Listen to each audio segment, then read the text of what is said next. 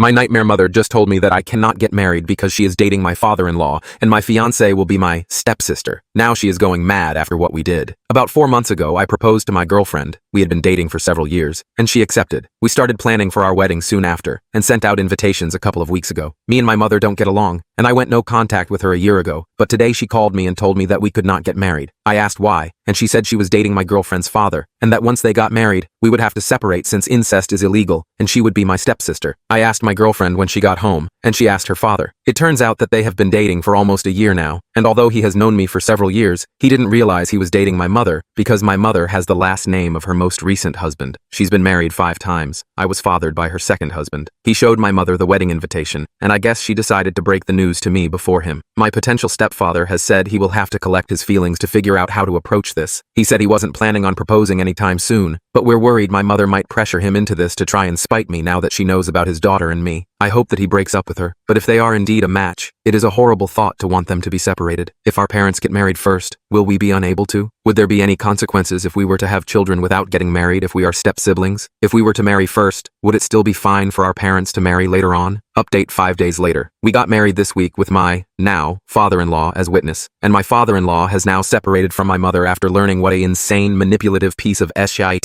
she was. With this weight lifted from our shoulders, we're the typical honeymoon phase lovebirds you'd expect, except we haven't even had our honeymoon yet. But it's not all good news. Since my mother called me, she realized I didn't know her work number, so after my father-in-law told her it was over, she called me repeatedly and harassed me about how I was ruining her life and that she would file for divorce on our behalf until I finally figured out how to block that number. She also borrowed someone else's phone and called me on that, so I blocked that number too. She hasn't tried any other phones yet, but I expect she will until I change my number again. My father-in-law is also sad over all this. He said leaving her was the smart thing to do and for the best, but he's having a hard time coping. I don't blame him, of course, but I know I'd feel like T if I was in the same situation. At least he didn't have to see my mom at her worst. My wife and I are very happy about starting a family next year after we get married in our church. I'm glad I didn't rush into marriage like my mother. She got divorced and married another guy in the same year when I was 10. And we feel we made the right call getting the marriage license out of the way now so she can start the name change process before the wedding.